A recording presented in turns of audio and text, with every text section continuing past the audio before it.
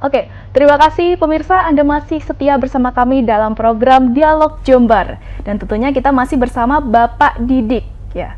Oke, jika sebelumnya kita sudah membahas pemanfaatan energi terbarukan, seperti bidang-bidang apa saja dan manfaatnya juga, serta tentunya kita juga membahas biaya di segmen sebelumnya.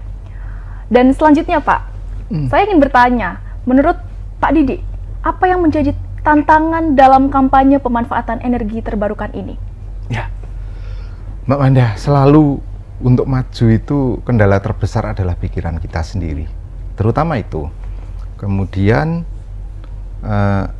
maksudnya begini, banyak ya masyarakat yang malas untuk belajar ya. Betul. Malas untuk belajar. Padahal kalau mau, saya itu bisa jamin ya, Mbak Manda ini yang misalnya nggak tahu apa-apa ya. Betul. Dalam waktu 1 jam saja ngobrol dengan saya, Mbak Manda bisa pulang belanja sendiri, bikin sendiri energi terbarukan di rumah. Jadi banyak yang belum mulai itu sudah malas dulu mengenal hal baru. Itu yang dari sisi pola pikir, dari sisi budaya ya, malas untuk beralih dari kemapanan.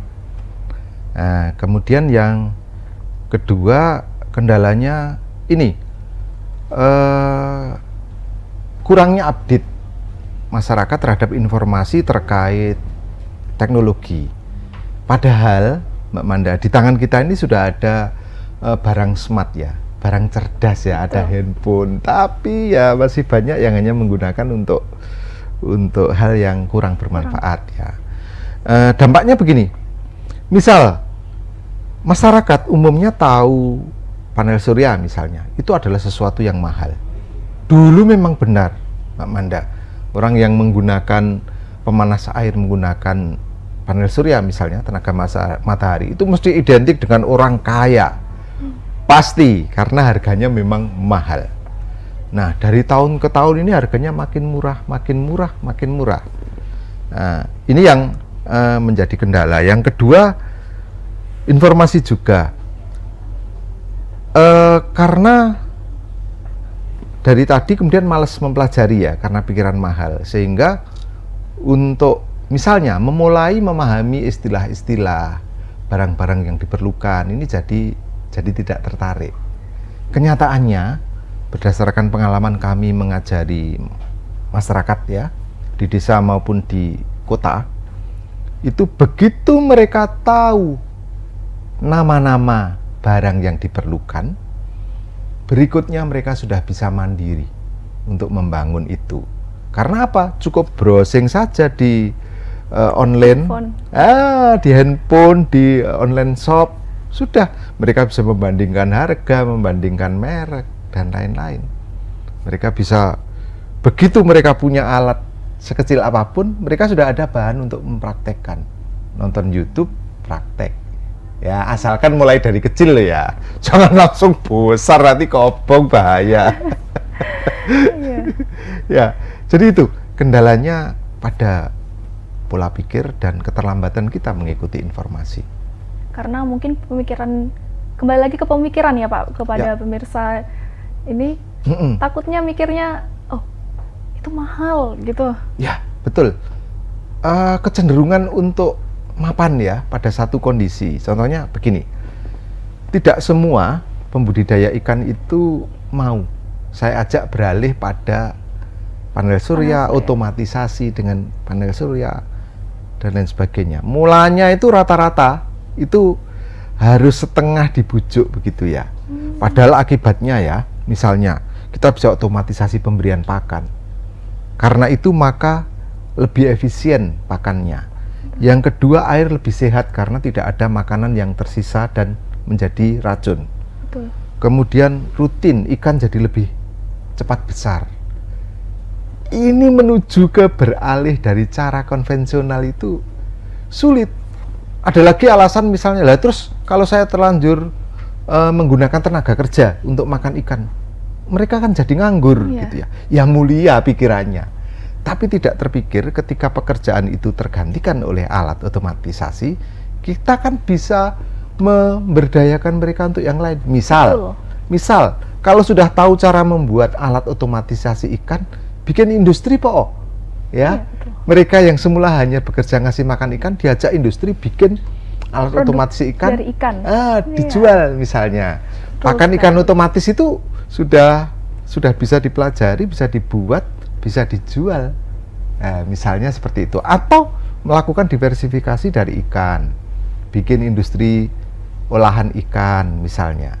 Kan lebih bisa dimanfaatkan untuk yang lain-lain. Betul. Jadi tidak benar bahwa teknologi itu kemudian selalu menyerang atau mengancam tenaga kerja, tidak selalu gitu ya. Ya, itu kendala-kendalanya seperti itu. Bentar, Pak. Bahkan teknologi pun juga memberikan nilai plus ya, Pak, untuk bagi Ya, sejauh pikiran kita benar. Pola pikir kita benar. Itu jangankan teknologi seperti yang kita bahas hari ini ya. Teknologi sederhana saja, misalnya pisau. Bisa kok untuk hal negatif juga. Iya, betul. Bisa juga untuk yang positif ya. Sejauh digunakan dengan benar, ya positif. Kok itu ya, pisang goreng itu kalau tidak masuk ke mulut ya bisa jadi penyakit. Ayo coba Mbak Manda ambil pisang goreng kemudian masukkan ke mata, jadi penyakit. Betul. Masuk ke mata gini ya bukan menjadi manfaat ya. Jadinya, betul ya. Ya, intermezzo ya pemirsa.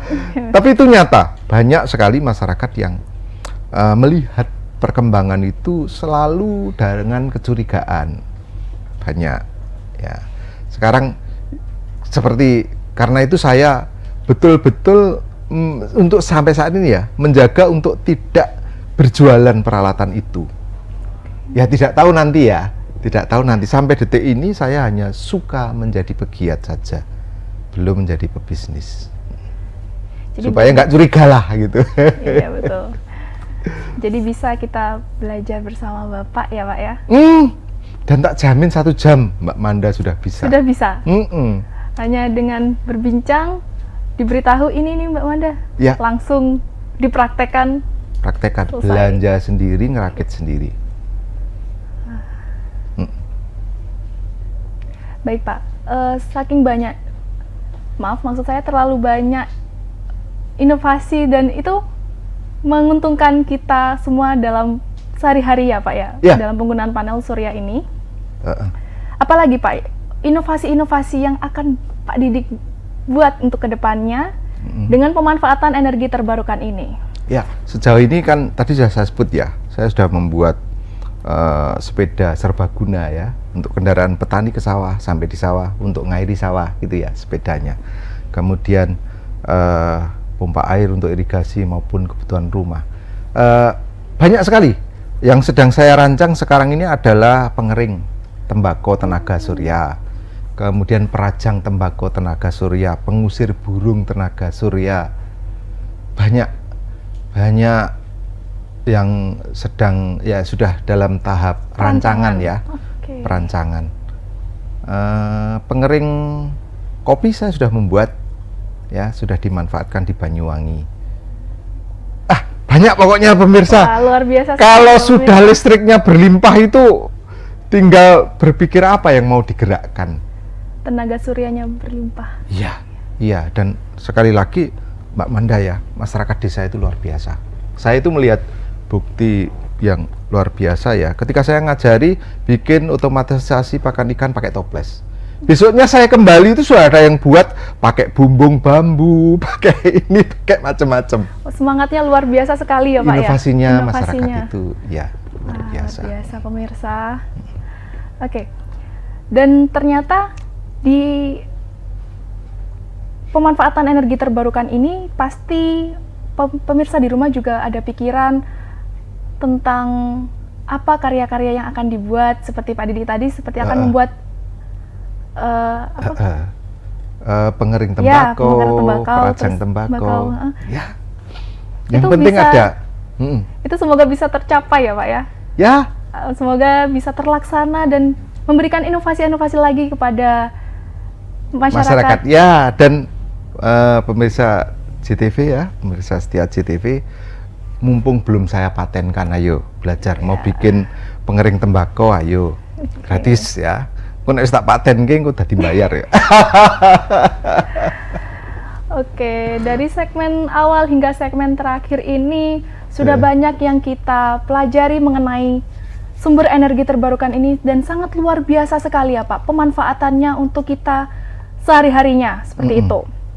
Ya. Oke, dan tentunya di acara ini karena kita sudah berada di segmen terakhir, mohon izin Bapak Didik boleh memberikan closing statement kepada pemirsa Dialog Jember yang ada di rumah.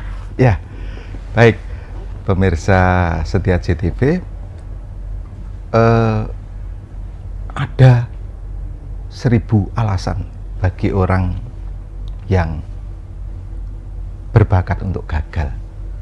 Tapi ada 1000 solusi bagi orang yang berpikiran positif, berpikiran optimis ya. Jadi sebenarnya kita ini dapat mengatasi segala hal itu bahkan dengan apa yang ada, potensi yang ada di sekitar kita. Mari kita terus berpikir positif, suka belajar, pasti nanti suatu saat akan ada manfaatnya. Dan satu lagi, banyak universitas hebat di Jember ya, di antaranya UNED yang punya fakultas teknik. Ya, saya ini kan hanya pengguna ya, masyarakat yang karena suatu kondisi maka saya mencari solusi, akhirnya masuk di penggunaan ini. Ada fakultas teknik yang ilmunya luar biasa ya, yang juga telah menyempurnakan karya-karya saya. Bergaulah ya dengan orang-orang yang berpikiran positif juga, maka insya Allah kita akan mendapatkan manfaat. Itu saja. Baik, terima kasih banyak atas closing statement Pak Didik kepada pemirsa setia Dialog Jember yang ada di rumah. Boleh kasih tepuk tangan untuk kita semua ya Pak ya. Keren sekali. Wah, luar biasa sekali pemirsa perbincangan kita pada Dialog Jember hari ini, karena bisa memberikan inovasi dan pengetahuan kepada pemirsa JTV Jember yang ada di rumah, seperti itu ya. Dan akhirnya saya Amanda Tabira bersama Bapak Didik Suharijadi pamit undur diri. Mohon maaf jika ada kesalahan kata dan kekurangan. Wassalamualaikum warahmatullahi wabarakatuh dan sampai jumpa.